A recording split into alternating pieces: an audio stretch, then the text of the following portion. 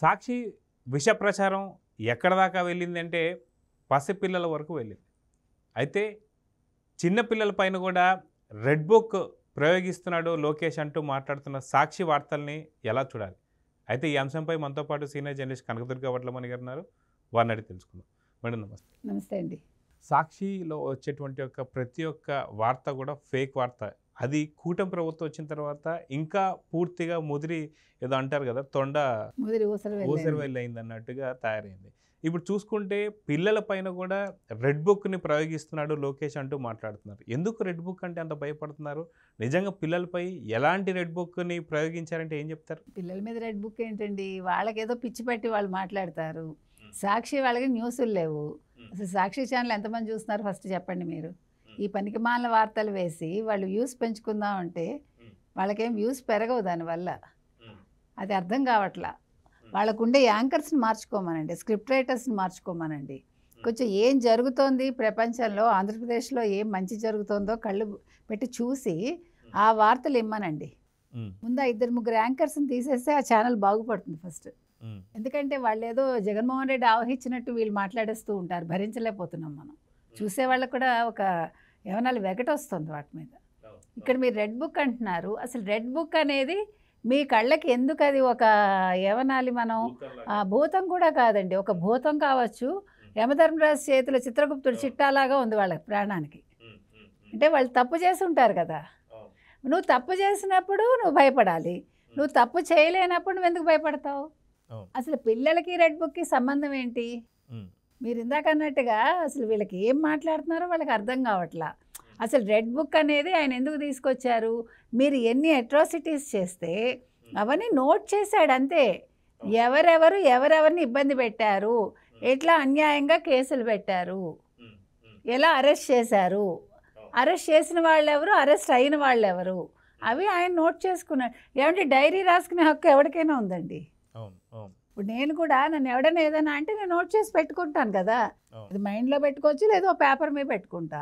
లేదు మంచి జరిగితే ఇగో పలానా రోజు నాకు ఈ మంచి జరిగింది, చెడు జరిగితే అందరం చిన్నప్పుడు డైరీలు రాసిన వాళ్ళమే.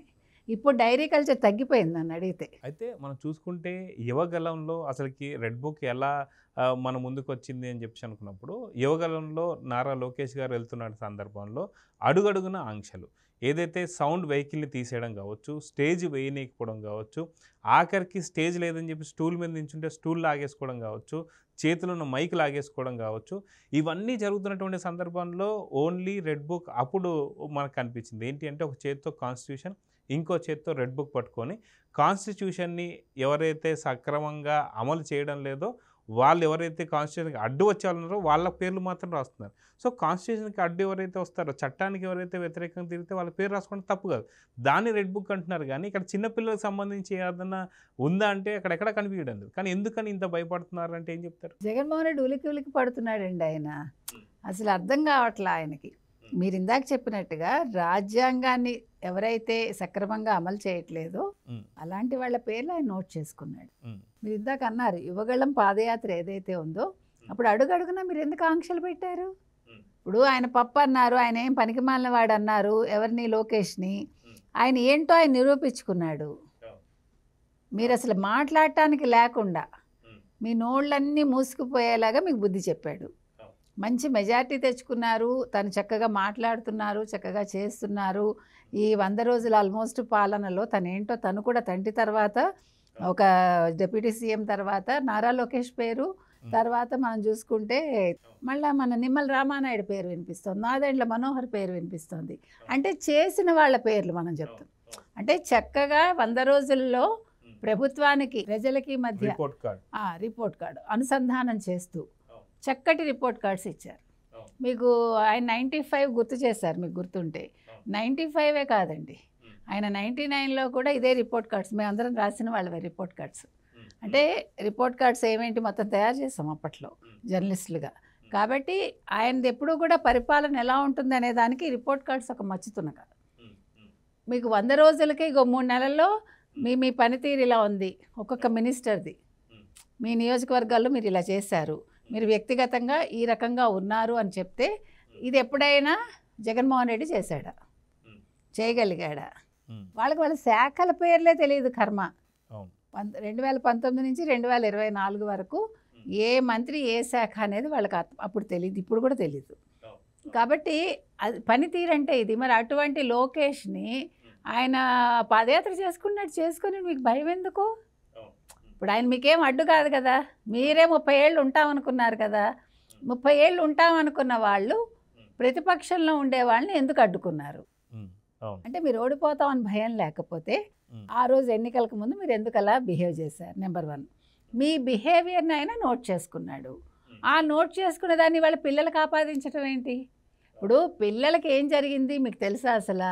ఇప్పుడు సిబిఎస్ఈ పెట్టారండి, ఇక్కడ 10th బోర్డు ఇప్పుడు పాఠశాలల్లో.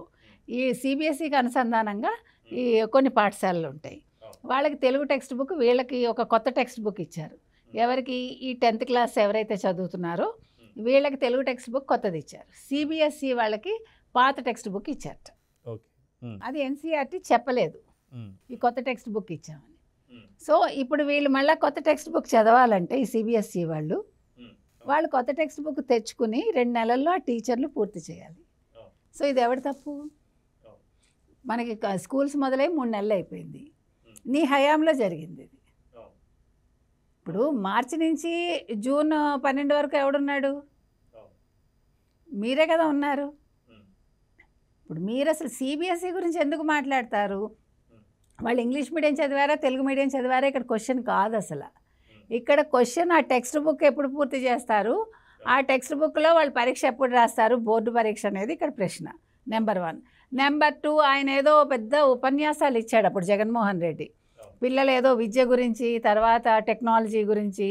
మరి టెక్నాలజీ అంటే ఆయన దృష్టిలో ఏంటి?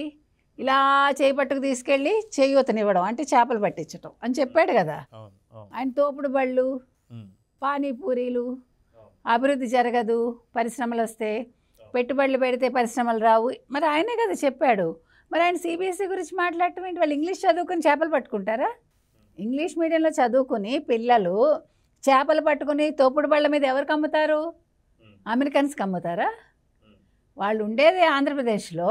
అంటే స్థానిక భాష మాట్లాడకుండా వాళ్ళు ఇంగ్లీష్లో మాట్లాడితే కొనేవాడు కూడా పారిపోతాడు. వీళ్ళు అమెరికన్ యాక్సెంట్లో అక్కడ కూరలు అమ్మారు అనుకుందాం.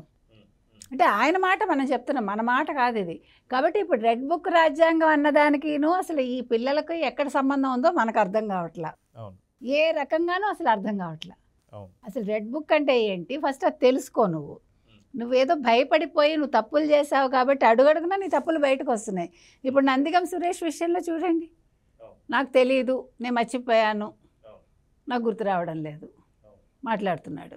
ఇప్పుడు ఒక్కసారి అప్రూవర్గా మారాడు అనుకుందాం, దస్తగిరిలాగా. జగన్మోహన్ రెడ్డి ఎక్కడ ఉంటాడు? ఎందుకు చెప్తున్నావంటేనండి, నువ్వు తప్పులు చేసావు కాబట్టి నువ్వు ఉలిక్కి పడుతున్నావు. నువ్వు రెడ్ బుక్కే తలుచుకుంటున్నావు రాత్రి పగలు. నువ్వు లండన్ వెళ్ళలేకపోతున్నావు. నువ్వు కోర్టు మెట్లు ఎక్కి 20,000 పూచీకత్తు ఇవ్వడానికి ఎందుకు నామోషి పడుతున్నావు? అయితే గతంలో మనం చూసుకుంటే వైఎస్ షర్మిల గారు, అన్న నువ్వు నీ మానసిక స్థితి సరిగా లేదు, ఖచ్చితంగా నీకు ఒక అద్దాన్ని పంపిస్తాను, ఎందుకంటే అంటే చంద్రబాబు నాయుడు పేరుని తలుస్తున్నావు అని చెప్పి. కానీ ఇప్పుడు చంద్రబాబు నాయుడు పేరు కాస్త రెడ్ బుక్ అయింది. ఇప్పుడు అద్దంలో చూసుకుంటే జగన్మోహన్కి చంద్రబాబు నాయుడు బదులు రెడ్ బుక్ కనిపిస్తుంది అంటే ఏమంటారు? ఇప్పుడు ఎర్రటి మొహం కనిపిస్తుందేమో, అంటే మొహం స్థానంలో ఒక ఎర్రగా ఏమైనా కనిపిస్తుందేమో. ఆయనకు పుస్తకం కనిపిస్తుందో, మరి ఆయన కళ్ళకి మరి ఏం కనిపిస్తుందో మనకు తెలియదండి. అసలు మనిషి ముందు అసలు మారాలండి. ఇంకా మూర్ఖుల్లాగా అలాగా అసలు మీరు చూస్తున్నారు కదా. పిఠాపురం వెళ్ళి ఏం మాట్లాడాడండి అసలు ప్రజల దగ్గరికి నువ్వు పరామర్శకి వెళ్ళి బురదలో దిగి వాళ్ళ దగ్గర రెడ్ బుక్ మాట్లాడతావేంటి? వాళ్ళ దగ్గర విద్యా దీవెన గురించి మాట్లాడతావేంటి? నువ్వు రా అంటుంటే పిచ్చి పట్టిందేమో అనుకుంటున్నారు జనాలు. మీరు చూడండి, మొన్న పిచ్చాడ్లాగా ఉన్నాడు పిఠాపురం సభలో. ఆయన పరామర్శకు వెళ్ళినప్పుడు ఆయన బిహేవియర్ ఎలా ఉందంటే జనాలు నిజంగా నవ్వుతున్నారండి. పిచ్చాడా ఏమన్నా అసలు ఇలాంటి వాడు 5 ఏళ్ళు ముఖ్యమంత్రిగా ఎలా ఉన్నాడు అని అడుగుతున్నారు. మీరు వేరే రాష్ట్రాలకు వెళ్ళి అడగండి, నవ్వుతున్నారు వాళ్ళు. ఇప్పుడు జగన్ పేరు కూడా పూర్తిగా పిఠాపురం పిచ్చోడు అని చెప్పేసి కూడా అంటున్నారని చెప్పేసి అంటున్నారు. నిజమేనా? నిజమేనండి బాబు. ఇప్పుడు కొత్త పేరు ఒకటి వచ్చింది. ఇప్పుడు సైకో జగన్ కాస్త పిఠాపురం పిచ్చోడు అయ్యాడు. P2. సో చూద్దాం మనం, ఖచ్చితంగా మొన్నటిదాకా సైకో అనుకున్నాం, ఇప్పుడు పిఠాపురం పిచ్చోడు అయ్యాడు. కానీ ఇక్కడ ఒక మాట అండి, ఏ పవన్ కళ్యాణ్ అయితే అణగదొక్కాలనుకున్నారో, ఏ పవన్ కళ్యాణ్ అయితే వాళ్ళు అసెంబ్లీ గేట్ తాకనివ్వమన్నారో, ఇవాళ అదే పవన్ కళ్యాణ్ నియోజకవర్గానికి వెళ్ళి పిఠాపురం పిచ్చోడు అనే పేరు తెచ్చుకున్నాడు చూడండి, that is Pawan Kalyan. So చూద్దాం మేడం. నమస్తే. నమస్తే.